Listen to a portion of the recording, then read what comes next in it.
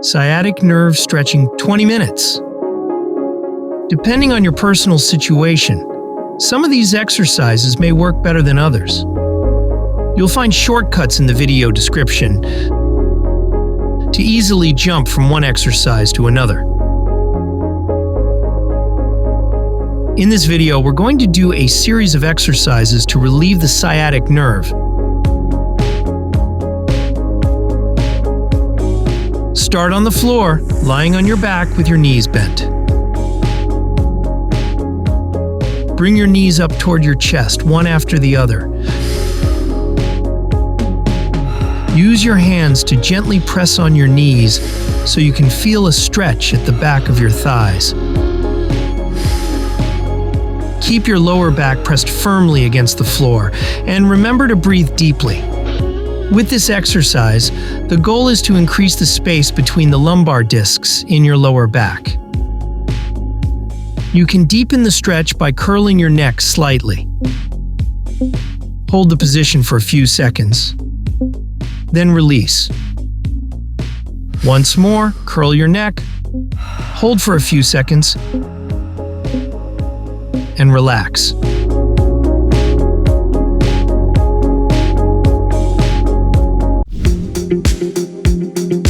For this seated glute stretch, start by sitting on the floor, or on a mat if you have one. If your sciatica is in your left leg, extend your right leg and bend your left knee, placing your left ankle on your right knee. Depending on your condition, your age, and your flexibility, you might not be able to keep your left knee very low, and that's perfectly fine. It's up to you to find how far you can lower your knee to feel the stretch in your left glute, while still staying comfortable. Once you find your ideal position, you can start progressing gradually from there. When you reach your comfortable limit, make sure to keep your back straight. Hold the stretch and breathe.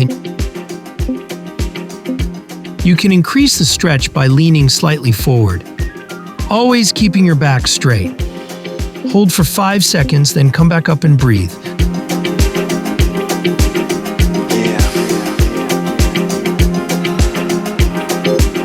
Lean forward again for 5 seconds. Relax.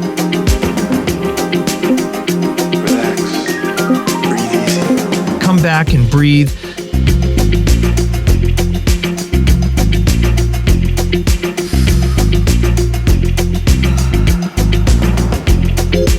And one last time, and lean forward.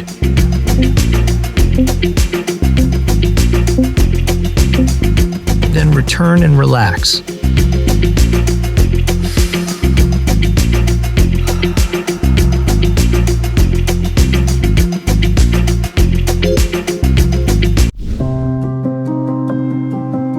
The next exercise is a sciatic nerve stimulation exercise. It's designed to release tension built up in the sciatic nerve. Either because the nerve is trapped by the piriformis muscle, or because the sciatica is a direct result of a lumbar disc herniation. Lie on your back. If your sciatica is in your left leg, bring your left knee up and clasp your hands just behind it. Gently pull your knee toward your chest until you feel a nice stretch in your hip. If this position feels uncomfortable, it's best not to force it. Skip the exercise if needed. Slowly extend your leg upward until you feel a stretch along the sciatic nerve, or in the back of your left thigh. Hold the position for a few seconds, then slowly lower your foot. If your sciatica symptoms, pain, difficulty moving the leg, and so on, are severe, you might not be able to lift your leg very high. That's perfectly normal. Just go as high as you comfortably can, without crossing your pain threshold. Hold for a few seconds.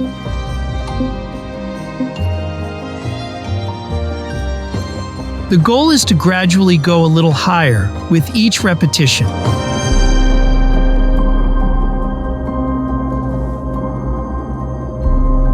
To increase the difficulty, pull your toes toward you as much as possible, then point them toward the ceiling.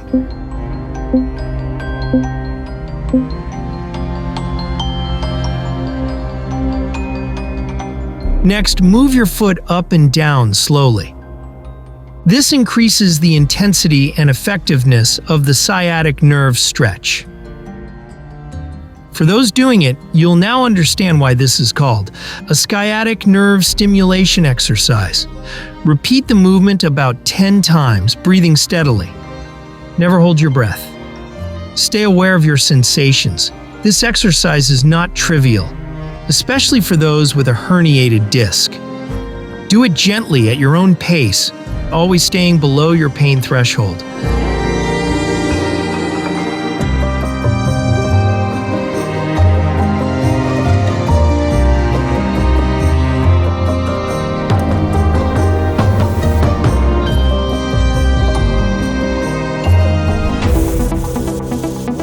For some people, this exercise provides instant relief from sciatica.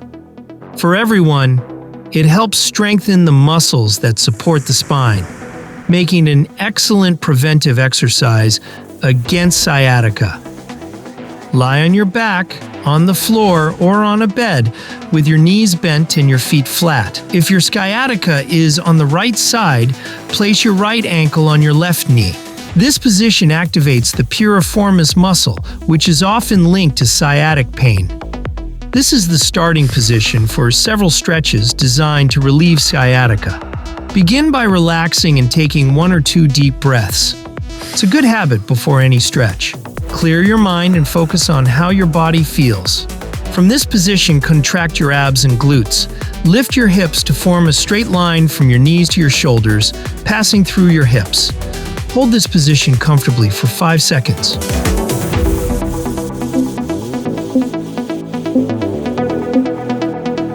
Release and breathe. Repeat the exercise 10 to 15 times, taking the time to breathe deeply during each pause.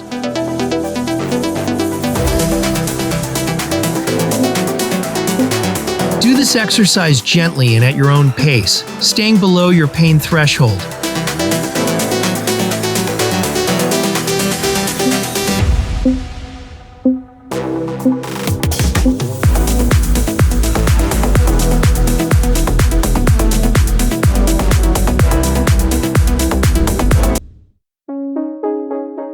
For this knee to opposite shoulder stretch, start on the floor, lying on your back. If your sciatica is in your left leg, bring your left knee toward your chest and hold the position for a few seconds. Then gently pull your left knee across your body toward the right side. You should feel a stretch in the back of your left thigh, in your left glute, and in your lower back. Use your right hand to pull the left knee slightly downward to increase the stretch.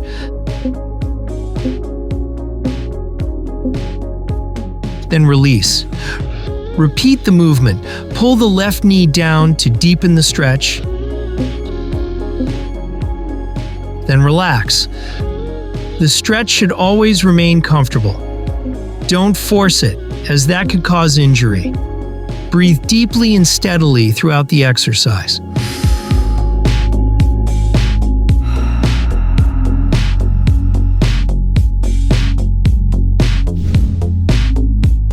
The next exercise helps release the sciatic nerve when it's trapped inside the piriformis muscle. Start by lying on your back with your knees bent and your feet flat on the floor.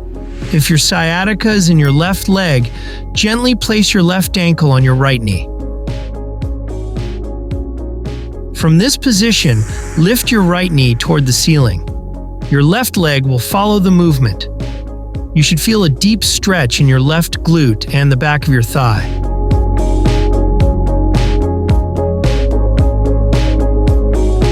To make the exercise easier and hold the stretch longer, you can use a chair to support your foot. Now, start adjusting the intensity of the stretch. By gently pressing down on your left knee, hold, then release. Press again, hold, and release. Depending on your sensations and pain threshold, you can increase the movement slightly. pressing a bit more firmly each time. Find your limit. This will help you progress and improve flexibility in your thighs and lower back. To further increase the intensity, use your left hand to gently push your left knee toward the right side, like this. Hold.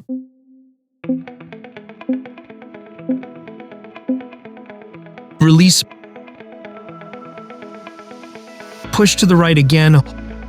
Hold it.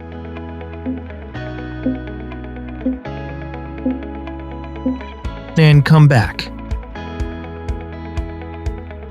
Return slowly to the starting position. Relax and breathe. If an ad break pops up, take it as a pause to rest. There's no need to rush. That pause is part of the exercise. So don't get frustrated, just relax. Your sciatic nerve is working hard here. This is deep work, not a race against time.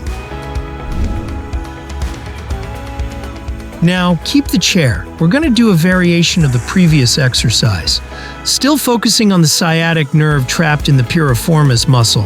Start in a seated position. If your sciatica is in your right leg, place your right ankle on your left thigh. Like this.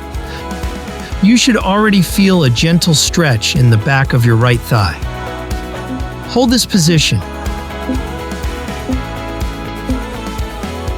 Next, lean forward while keeping your back straight. Don't round your spine, otherwise the stretch won't be effective. If you're comfortable, press lightly on your right knee to increase the intensity of the stretch. Hold. Then return to the starting position. Press again. Hold it. And come back. One more time. Press, holding, and return. Come back to your starting position and take a deep breath.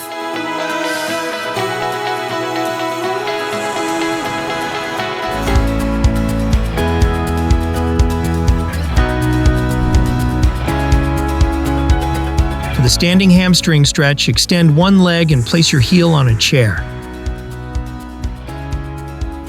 If your sciatica is in your left leg, do this stretch with your left leg. If the chair feels too high, or if your hamstrings are a bit tight, you can use something lower, like a box or a low piece of furniture. For standing exercises, I always recommend wearing sneakers. It's a matter of stability and balance. It's not mandatory, but it often feels more comfortable. You don't need to fully straighten your leg. You can keep a slight bend in the knee. You'll still feel the stretch in the back of your thigh and your calf. Make sure your heel rests firmly on the chair, not just your toes. That won't work as well. If you don't feel the stretch enough, lean slightly forward. And as soon as you feel the stretch, in your thigh and calf, hold the position and breathe normally. Then release. Now, we'll lean as far forward as we can, while keeping the back straight, not rounded. Ask someone to check your posture or use a mirror to make sure your back stays aligned. Once you're at your lowest comfortable point, hold the position and keep breathing naturally. You should feel the stretch clearly in the back of your thigh and calf. To progress, try to extend your leg a little more each time you repeat this exercise.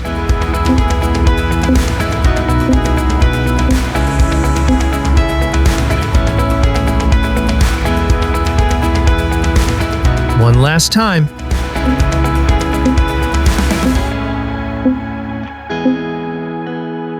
And release.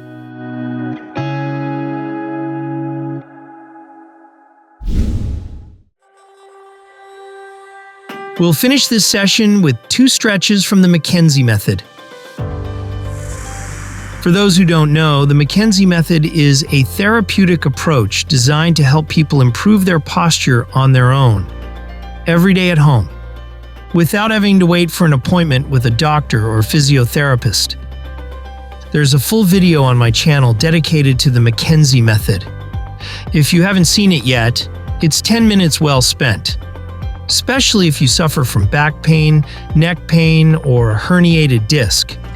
Poor posture is often the main cause. You'll find a link at the end of this video, and even a link to an ebook in my store. Now, let's start.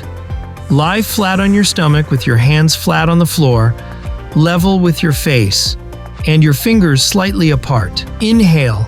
Press into your hands and forearms to lift your upper body. Hold this position. The purpose of these McKenzie stretches is to keep the lower back arched, in order to reverse the effects of prolonged poor posture. At the risk of repeating myself, watch the next video to understand the concept. It's really interesting, especially if you have back issues, or if you simply want to learn how to stand tall naturally and maintain good posture. For the purpose of this video, we'll hold the position for 5 seconds. But when you do it on your own, you can hold it for 10, 20, or even 30 seconds, as long as it remains comfortable. For the second McKenzie stretch, I encourage you to be comfortable with the previous exercise first. If not, it's better to skip this one. The difference here is that instead of pushing with your forearms, you straighten your arms completely to lift your upper body higher. This creates a stronger arch in your lower back. Be careful with this exercise, especially if you have a herniated disc. If your pain increases or moves downward toward your foot, instead of upward toward your lower back, you should stop immediately. All right, let's go. Inhale, straighten your arms to lift your chest, and hold the position for 5 to 30 seconds, breathing deeply. It should always feel comfortable. If it's too difficult with fully straight arms, you can keep them slightly bent. Then lower yourself down, take a short break, and repeat. Now you might be wondering, why are these exercises part of a sciatica relief session? Well, by keeping the lower back arched, we increase the space between the lumbar vertebrae in the area where the sciatic nerve might come into contact with a bulging intervertebral disc. This helps relieve pressure on the nerve, reducing inflammation and therefore pain along the sciatic nerve's pathway.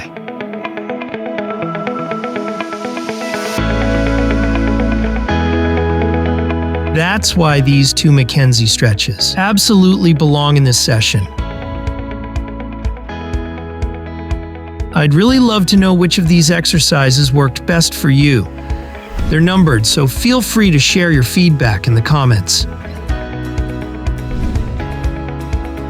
The link to the McKenzie method video appears now, and I'll see you in the next one.